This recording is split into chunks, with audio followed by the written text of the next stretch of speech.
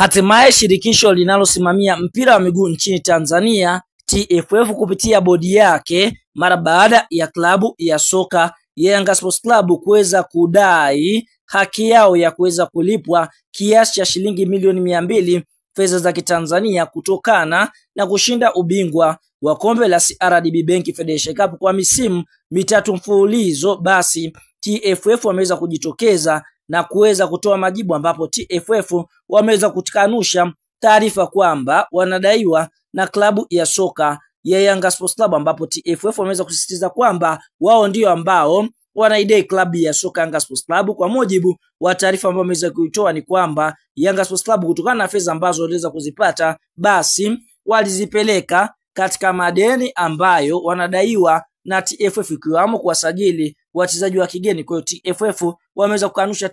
taarifa ya kuweza kudaiwa na klabu ya soka Yanga